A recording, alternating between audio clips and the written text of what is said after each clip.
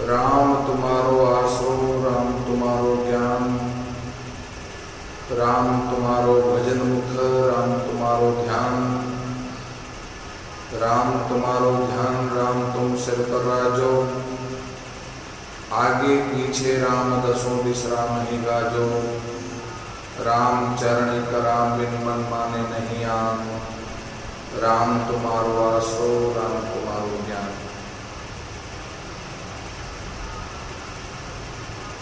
अनंत विराट विश्वात्मा जगत नियंता सर्वांतर्यामी सच्चिदानंद घन पूर्ण परब्रह्म परात्पर शब्द ब्रह्म राम के उपासक प्रचारक अनंत श्री विभूषित जगत गुरु राम स्नेह धर्म प्रवर्तक स्वामी जी श्री रामचरण जी महाराज के पावन चरणों में प्रणिपात करते हैं।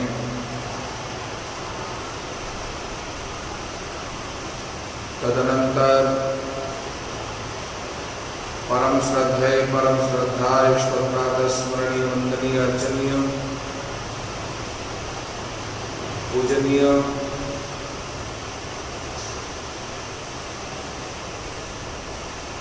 परमहंस की तरह परिव्राजकाचार्य भजनी उपाधि से अलंकृत विरक्त त्यागी तपस्वी जिनके चरणरज से ये धरा तीर्थ स्वरूप हुई, बड़ा रामधारा ज्योतिर्लिंग के संस्थापक स्वामी जी श्री भगवान दास महाराज के पावन पाद पद्मों में वंदन करते हैं।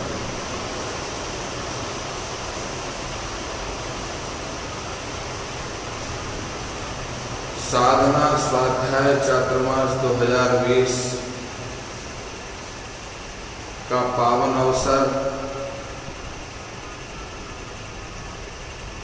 वाणी जी के माध्यम से भक्तमाल स्वरूप नाम प्रताप ग्रंथ पर चिंतन मनन स्वाध्याय करने का हम सबको सौभाग्य प्राप्त हुआ है। सद्भाग्य हैं हम सभी, बड़भाग्य हैं भगवान की दिव्य लीला में रस का गुणानुवाद करने वाले भक्तों की चरित्र जो नाम के प्रताप से मुक्त हो गए, नाम के प्रताप से नाम का आश्रय लेकर नाम में निष्ठ होकर नामी बन गए। नाम से नामी होना नाम साधना का ही प्रताप है।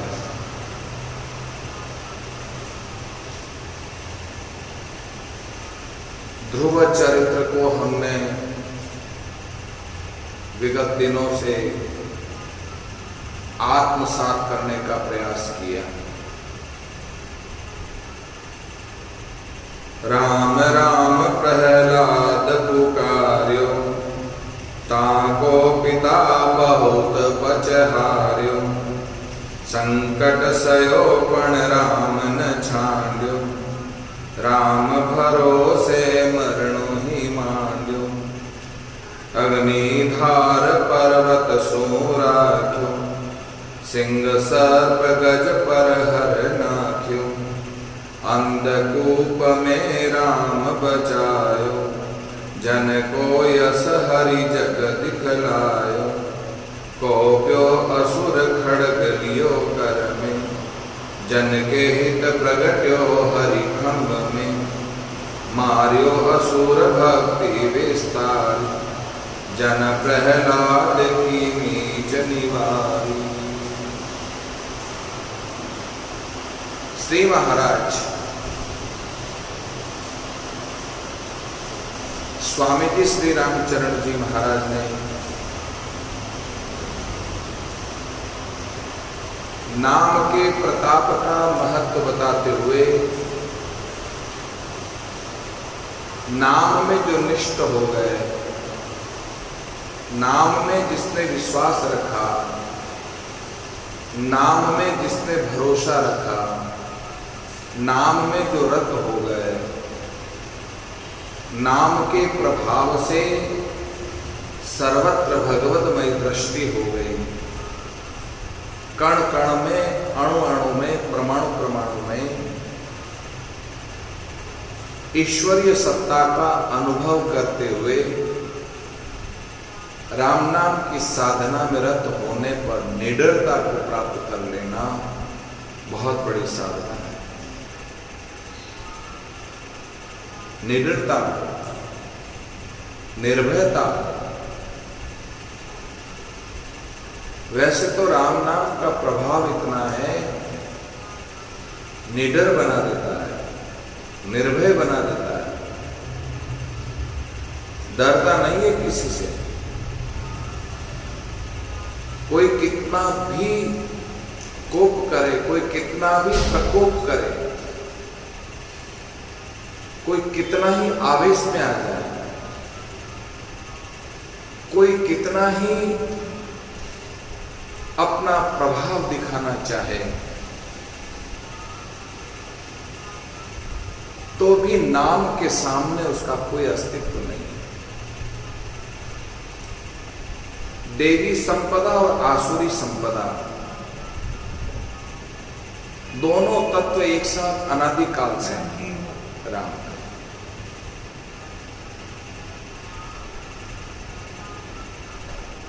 दंभो दर्पो अभिमानश्च क्रोध पारुष्यमेव च।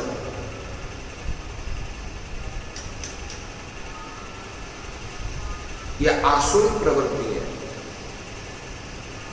तेज क्षमा धृति शोचम ग्रहोनाति मानिता, ये देवी संपदा के लक्षण। गीता के 16वें अध्याय में नंद नंदन सुदानंदन कृष्णचंद्र भगवान द्वारिकाधीश अर्जुन को माध्यम बना करके हम सबको बता रहे हैं, सत्य को कोई भी कितना भी छिपाना चाहे, कुछ समय के लिए असत्य अपना प्रभाव दिखा जरूर सकता है, पर लंबे समय तक असत्य नहीं टिक सकता। सत्य का बोध होगा ही, सत्य ही रहेगा। सत्य के सिवा इस संसार में कोई भी सत्य नहीं है, सत्य ही सत्य है।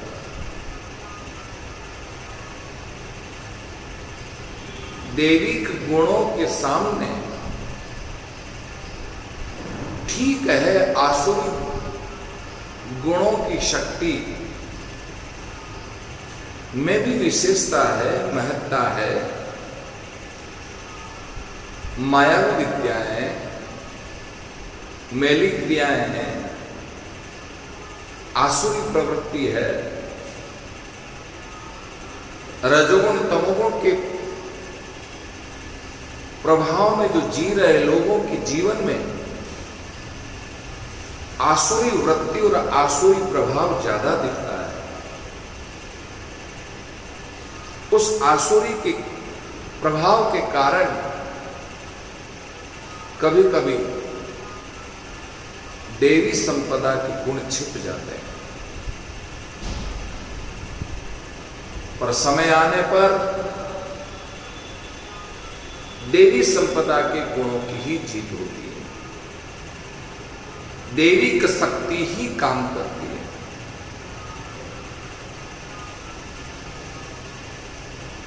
आसुरी प्रवृत्ति में रहने वाले लोग कब तक सत्य को छिपा सकते हैं?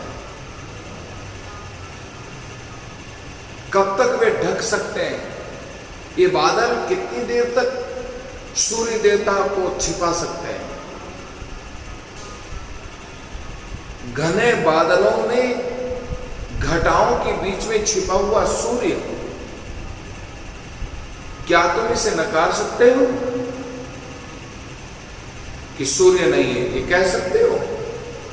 सूर्य है।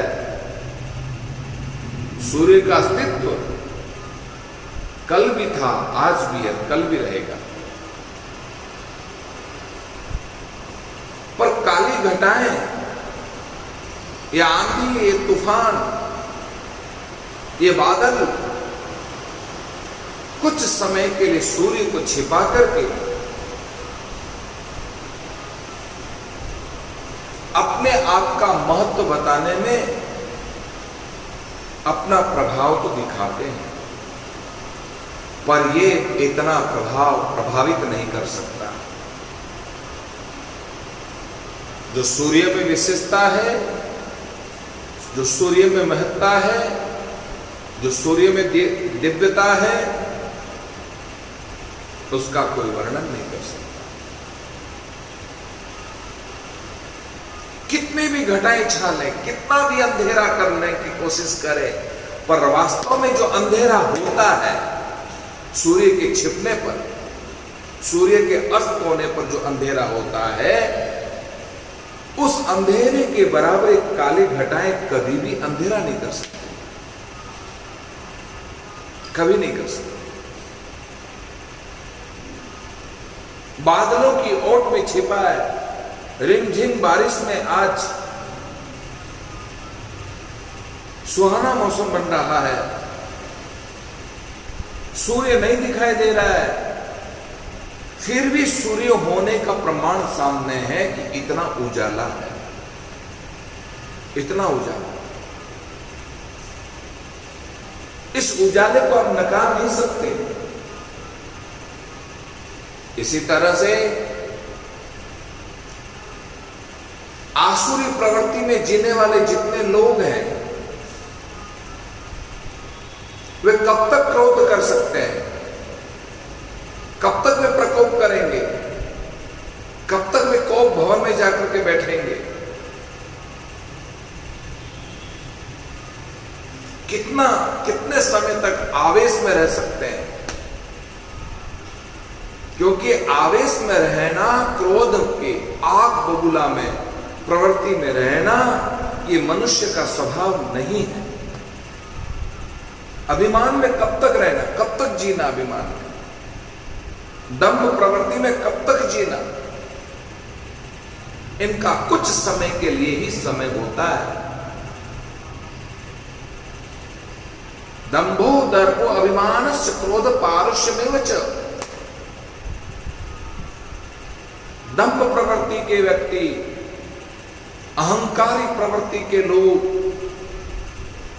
क्रोध की दावानल में झुलसने व झुलसाने वाले लोग, कोई कितना भी प्रकोप दिखाए, आखिर जीवन काल में एक ऐसा मोड़ आता है कि वे अपने स्वभाव को परिवर्तन होते देखते हैं और कबूल करते हैं, कल मैं बहुत ज्यादा क्रोधी था, एक समय था मैं बहुत आग बबूला हुआ करता था, आज मेरा स्वभाव चेंज हो गया, एक परिवर्तन हो गया। तो साधकों, असुर प्रवृत्ति में जीने वाले लोग से क्या उम्मीद करोगे? क्योंकि उनकी तामसी वृत्ति है, राजसिक भोग की प्रबलता है, उनके अंतःकरण में चाह है। इस कारण से अपना आसुरी समाज, आसुरी साम्राज्य चारों तरफ फैलाना चाहते हैं। जो जिस कैटेगरी का व्यक्ति होता है, उस कैटेगरी व्यक्ति को ढूंढने में और उस अपनी टोली बनाने में वे लोग बड़े माहिर होते हैं। वे माहिर हैं, वे टोली बना देते हैं। क्रोधी व्यक्ति क्रोधी को ही ढूंढता है, लोभी व्यक्ति लोभी को ही ढूंढता है, अहंकारी व्यक्ति अहंकारी को ढूंढता है, शराबी व्यक्ति शराबी को ढूंढता है, बीड़ी पीने वाला व्यक्ति वो बीड़ी पीने वाले को ही ढूंढता है, गुटखा जर्दा खाने वाले लोग वो अपनी टोली बनाते हैं कि चल यार आने दे, थोड़ा सा तू भी ले ले, मैं भी ले लूं।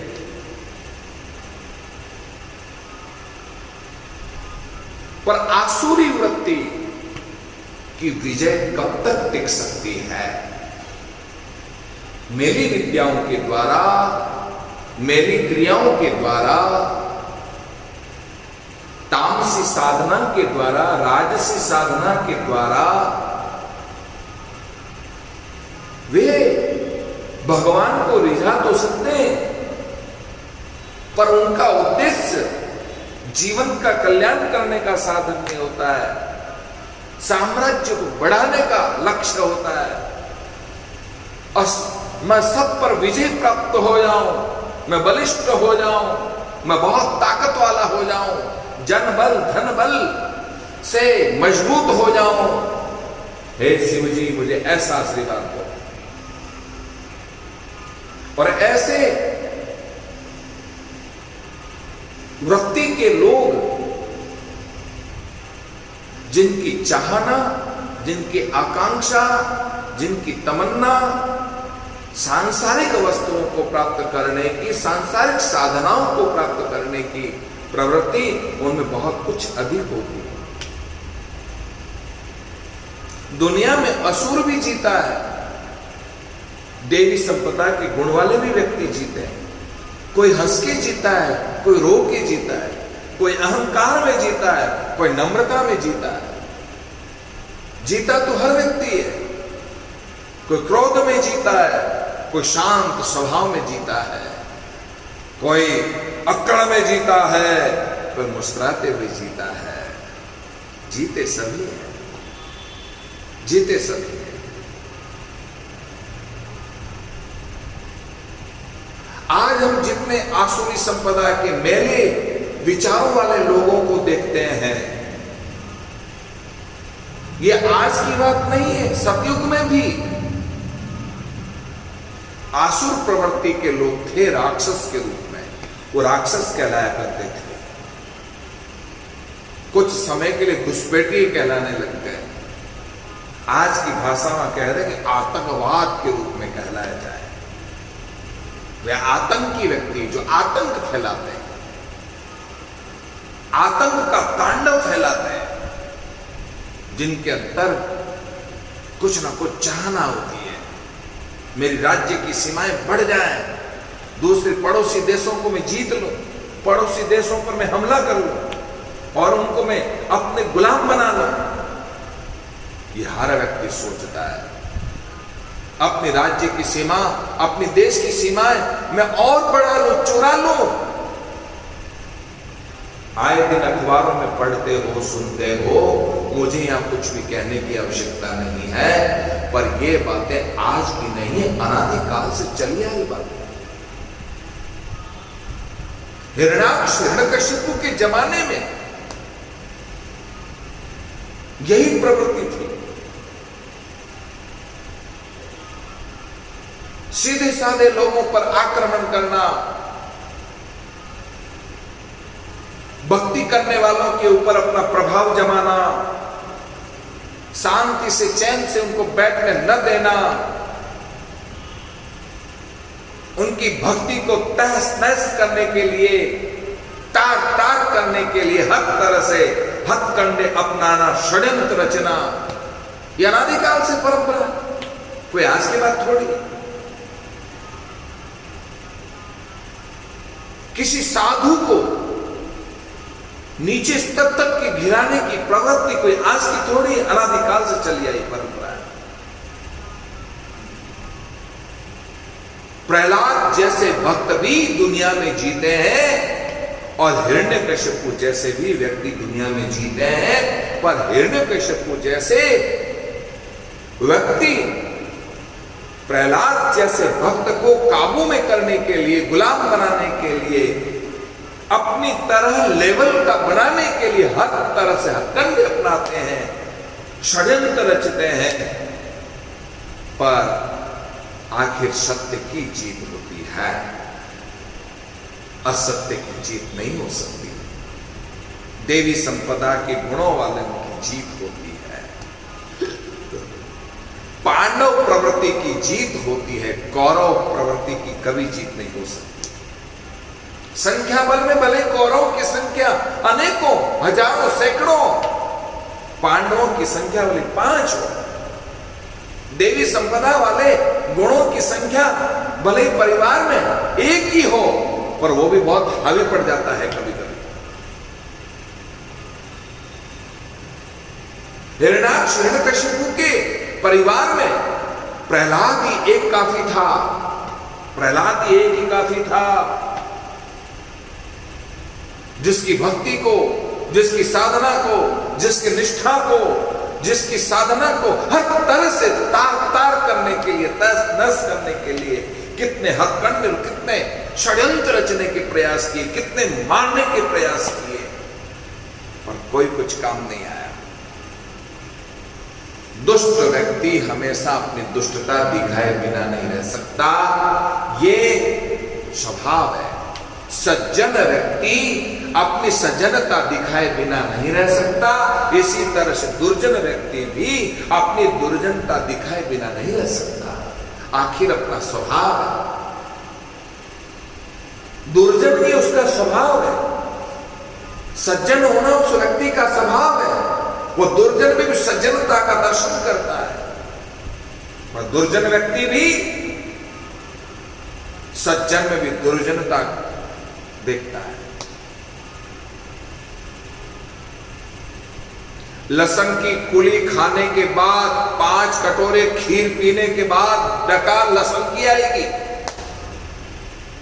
लसन की आएगी, खीर की नहीं आएगी।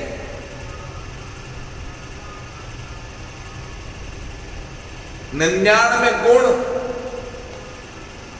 व्यक्ति के जीवन में है, पर एक अवगुण व्यक्ति के जीवन में, इसलिए 99 गुण ढक जाते हैं और एक अवगुण सामने बनता है। एकदम सफेद वस्त्र पहने, एकदम सफेद, झकाझक सफेद पहने, एकदम चमकते हुए, कड़क लगाए हुए सफेद कपड़े पहने, उस पर इतना सा भी काला धब्बा कोयले का धब्बा लग गया हो तो पूरे सफेद वस्त्र पर सबसे ज्यादा यदि कोई दिखेगा और दिखाएगा, वो काला धब्बा ही दिखाएगा।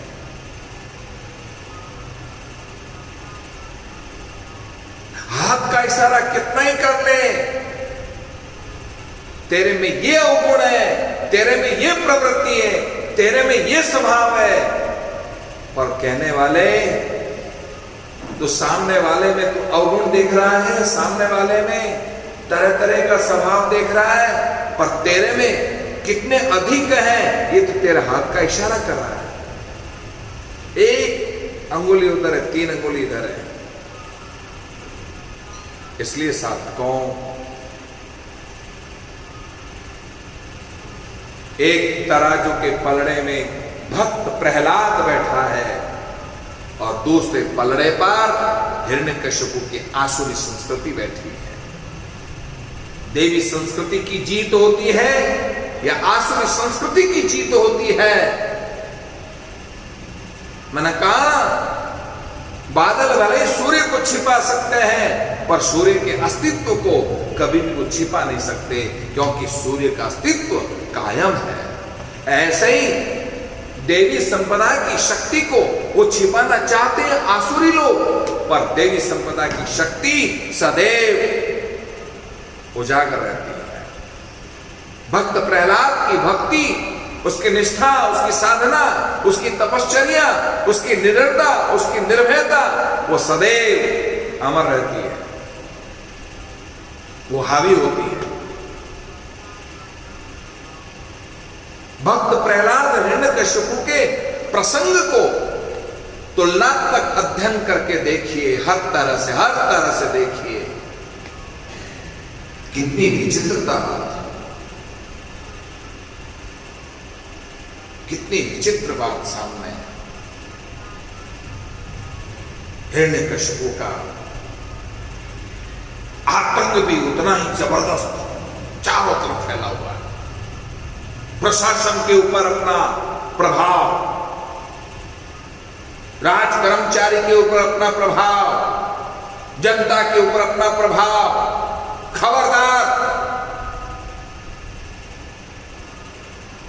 दैत्य विद्या से पारंगत हो जाओ।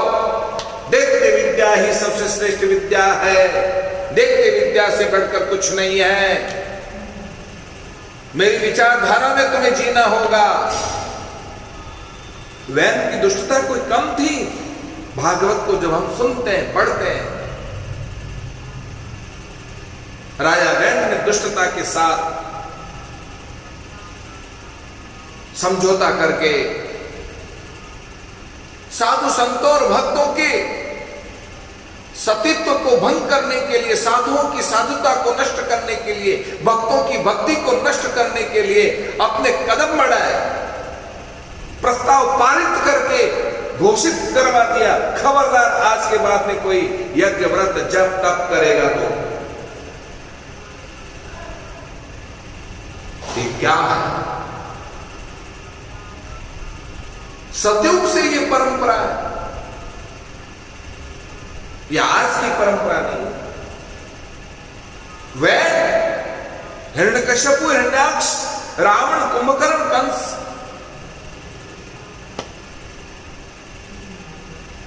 शिशुपाल, दंतवक्त्र जैसे लोग आज भी संसार में जी रहे हैं।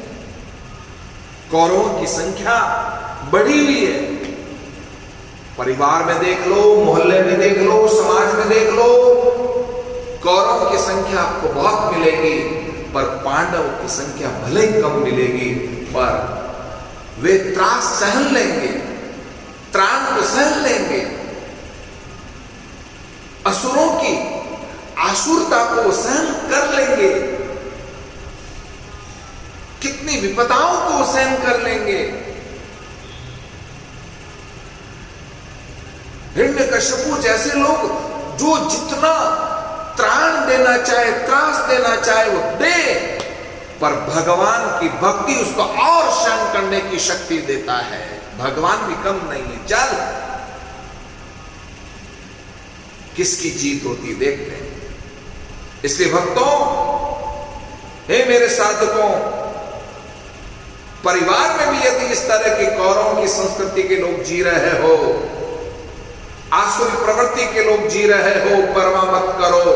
तुम्हारी भक्ति में मजबूती होनी चाहिए, और तुम्हारी भक्ति में जब मजबूती होगी तो भगवान ही सहन करने की शक्ति देगा, संघर्ष करने का वह तुम्हें भगवान शक्ति देगा। संघर्ष करो, भक्ति करो और भक्ति में बढ़ो। ये तो तुम्हारी भक्ति को चैलेंज करने के लिए, नरसिंह मेहता को भक्ति पर चैलेंज करने के लिए, प्रश्नवाचक चिन्ह लगाने के लिए कितने पापड़ बेलने की कोशिश करी।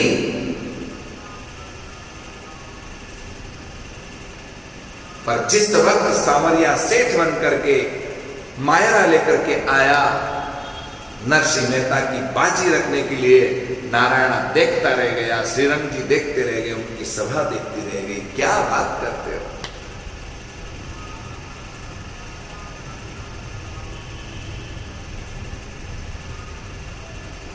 प्रहलाद ने कुछ नहीं पकड़ा, प्रहलाद ने केवल भगवान नाम को पकड़ा, मजबूती से पकड़ा।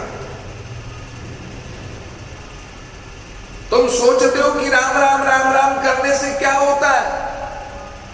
राम राम तो साधारण मंत्र है, कुछ नहीं होता है राम राम राम राम राम राम करने से।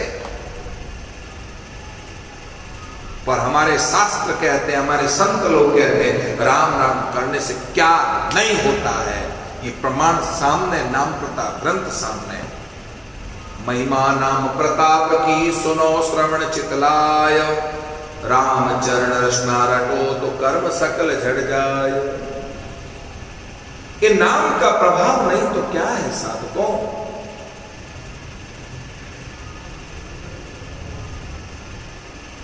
नाम में मजबूत रहो, नाम में अपनी शक्ति लगाए रखो, नाम में अपनी ताकत लगाए रखो। तुम जितनी शक्ति श्रद्धा के रूप में, निष्ठा के रूप में, विश्वास के रूप में, आस्था के रूप में अपनी मजबूती बढ़ाते जाओगे, उतनी आसुरी संस्कृति भले ही हावी हो और परास्त करने की ताकत तुम में होगी। परास्त करने की ताकत तुम में जरूर होगी, क्योंकि तुम्हारा तेज, तुम्हारी साधना का बल, तुम्हारी निष्ठा उसको जवाब देगी। तुम्हें कुछ बोलना नहीं, मौन हो जाओ, शिव पुराण में जो 12 ज्योतिर्लिंगों का प्रसंग आता है, 12 ज्योतिर्लिंगों में एक प्रसंग ऐसा भी आता है जहां गौतम ऋषि ने वरुण देवता को प्रसन्न करके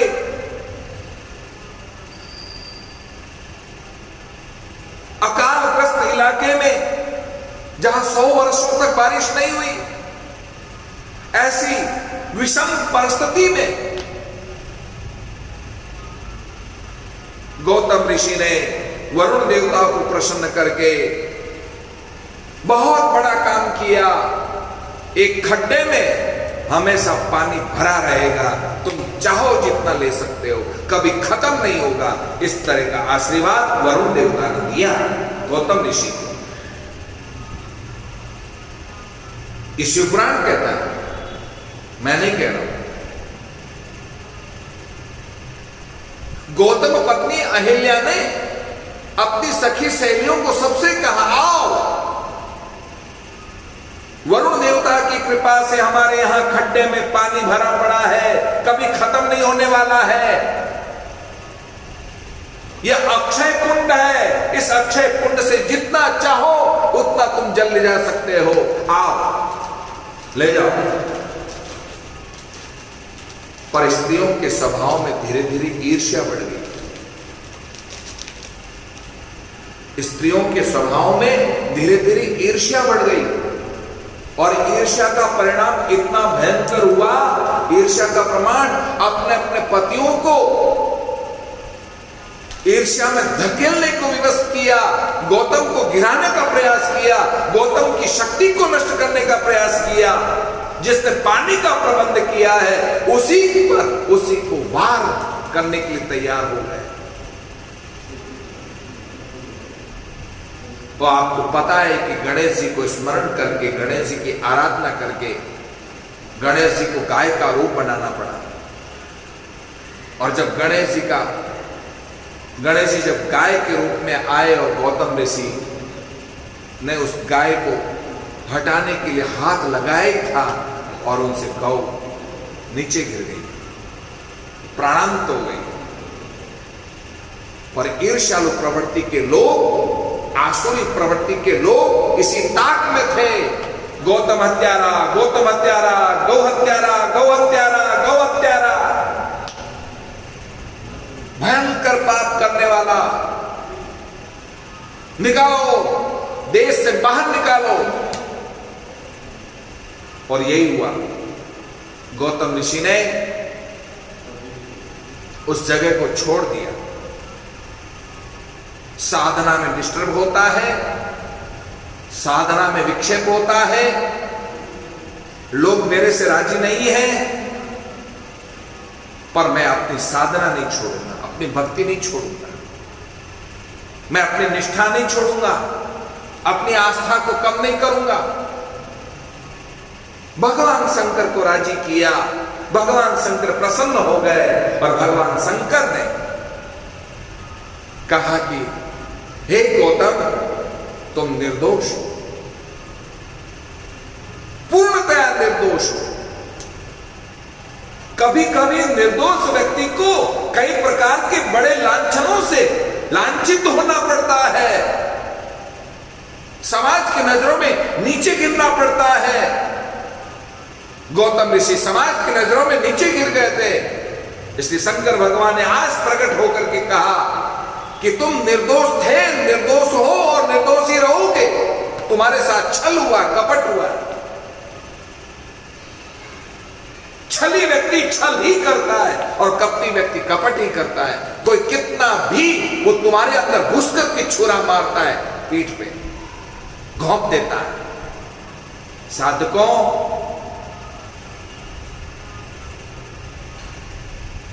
आसुरी प्रवृत्ति के लोग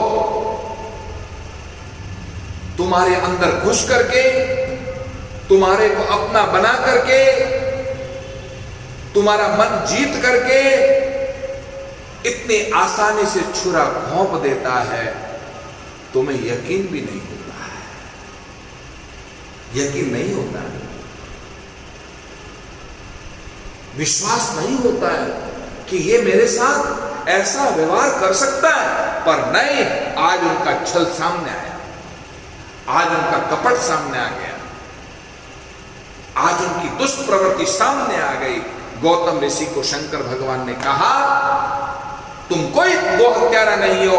मेरे बेटे गणेश को, भोले भाले को पटा करके गौ माता बनवाकर और तुम्हारे हाथ के स्पर्श से ये नाटक हुआ, सब कुछ हुआ। साधकों, मैं तो ये कहना चाह रहा हूं, बहुत लंबी चौड़ी कथा है। शंकर भगवान ने कहा मैं सबको सबक सिखा दूं। बोलो, हे गौतम, तुम कहो तो मैं सबको सबक सिखा दूं,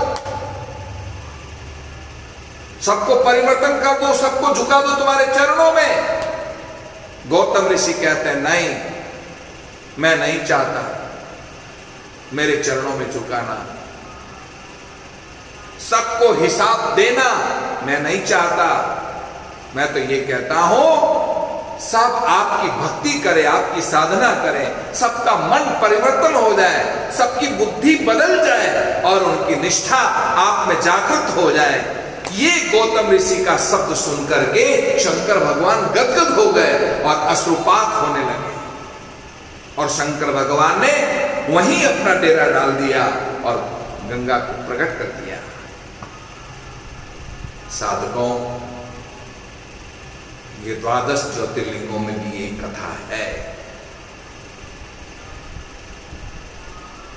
आसुरी प्रवृत्ति के लोग, छली कपटी लोग निर्दोष व्यक्ति को गुलाम बनाने के लिए, अपनी हुकूमत जताने के लिए कई तरह के नाटक कर सकते हैं, कई तरह के नाटक कर सकते हैं और नाटक में पारंगत हो जाते हैं। पर समय जवाब देता है। कभी कभी आसुरों की प्रवृत्ति को सहन करना सीख लो और सीखते सीखते जवाब मत दो, मौन हो जाओ और इतने मौन हो जाओ कि तुम्हारी साधना ही, तुम्हारी निष्ठा ही, तुम्हारी आस्था ही, तुम्हारा विश्वास ही एक दिन उनको जवाब मिलेगा। बस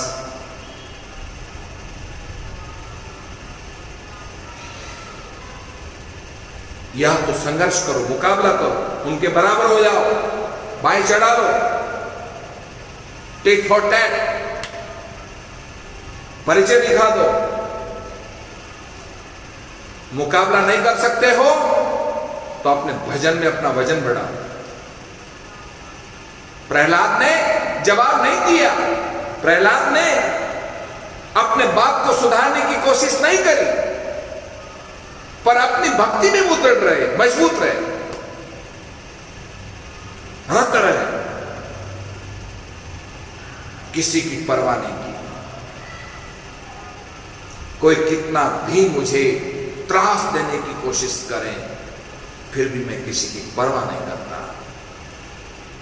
पहाड़ों पर से डालो, सिंह सर्पों के बीच में डालो, बड़े बड़े जंगली जानवरों के बीच में मुझे धकेल दो, कमरे में बंद कर दो, मैं सब त्राण सहन कर लूंगा। सो मेरा साचो कियो लियो देख सब ही में एक भगवान कैसे काटे तरबार है। काटी वो खड़ग जल गोरी वो शक्ति जाकी ताही को निहारे जाऊं और सो अपार है। पूछे ते बतायो खब ताहि दिखायो रूप प्रगट अनुप भक्त वाणी ही सो प्यार है। दुष्ट डारियो मारी गरे आति लय डारी ताऊं क्रोध को न पार कहा कियो यो विचार है। भक्तमाल कहते हैं, नाभाजी महाराज कहते हैं, हिरण्यकश्यपु के प्रभाव से प्रभावित होकर कोई कितना भी अपना वर्चस्व दिखाना चाहे,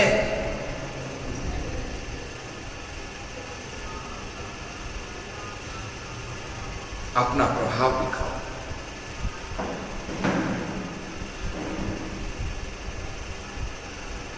पर प्रहलाद जैसी निष्ठा रखने वाले साधकों, प्रहलाद की तरह भक्ति करने वाले साधकों, प्रहलाद की तरह भरोसा रखने वाले, प्रहलाद की तरह विश्वास रखने वाले साधकों, अपनी भक्ति में वजन बढ़ाओ, अपनी साधना में वजन बढ़ाओ। समय जब पूरा होता है सारे दरवाजे बंद हो जाते हैं, पर भगवान का दरवाजा खुल जाता है। और जब भगवान का दरवाजा खुल जाता है, वो किसी न किसी रूप में आकर के तुम्हारी सहन शक्ति को बढ़ा करके तुम्हारी चुप्पी का प्रमाण एक दिन सिद्ध करके दिखा देता है। कुछ भी तुम्हें जबान नहीं हिलानी पड़ी, बराबरी भी नहीं करनी पड़ी, अपने आप समय उसको जवाब दे देगा। साधकों,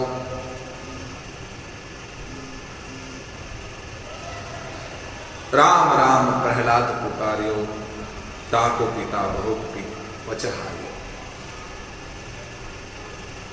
प्रहलाद आनंद, प्रहलाद भरोसा, प्रहलाद विश्वास, प्रहलाद निष्ठा, प्रहलाद आस्था, प्रहलाद मजबूती, प्रहलाद भक्ति, प्रहलाद क्या नहीं, प्रहलाद में बहुत कुछ गुण है। सर्व ईश्वरमयी सत्ता का अनुभव करना, सब में ईश्वर का दर्शन करने की भावना दृढ़ता के रूप में यह प्रहलाद के जीवन में विशेषता थी। पत्ते पत्ते में, जर्रे जर्रे में भगवान के दर्शन करके अपने जीवन में बड़ा दिव्य गुण सीखा। साधकों,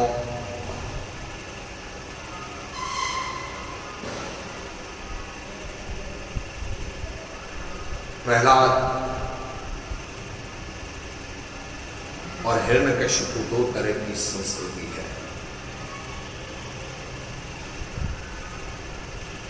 आसुरी संस्कृति हिरण्यकशिपु है, तो प्रहलाद देवी संपदा के लक्षण है। देवी संपदा की जीत अखंड है, अक्षय है, अपरिवर्तनशील है, अविनाशी है, तो उसको कोई मिटा नहीं सकता, अस्तित्व को कोई मिटा नहीं सकता। प्रहलाद की तरह तुम में भाव जागृत हो, प्रहलाद की तरह निष्ठा तुम्हें जागृत हो, प्रहलाद की तरह भक्ति में मजबूत हो जाओ। आज हम सबसे बड़े कमजोर वही है, मजबूती नहीं, सहनशीलता का अभाव है। भगवान कितनी कितनी परीक्षा लेता है, प्रहलाद की परीक्षा कोई कम लिए। प्रहलाद से अपने दुख की तुलना करो तो तुलना में हमारे दुख कुछ भी नहीं है, परिवार के दुख कुछ नहीं है, समाज के दुख कुछ नहीं है, शारीरिक दुख कुछ नहीं है, पूर्व जन्मों के संचित अशुभ कर्मों का फल दुख के रूप में कुछ नहीं है। जो दुख प्रहलाद के जीवन में, मीरा के जीवन में जो थे, वो दुख तो कुछ भी नहीं। कहां तक तुम तुलना करो तुलना।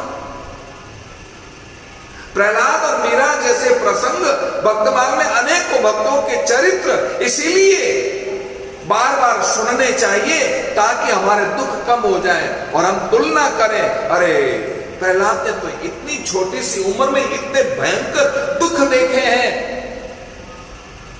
जिसमें तो सहनशीलता का अभाव होता है, फिर भी 5 वर्ष के बालक में सहन शक्ति तो देखो, विल पावर तो देखो, कितना विल पावर है उसमें।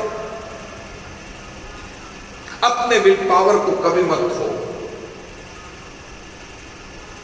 अपने विल पावर को मजबूत करो और दुखों की तुलना इन शास्त्रों के साथ में करो और ये मानो कि जो दुख देखे भक्तों ने, हमने तो इतने से भी रज के बराबर भी दुख नहीं देखे हैं, हम तो बहुत अच्छे हैं, हमारे ऊपर तो भगवान की बड़ी कृपा है।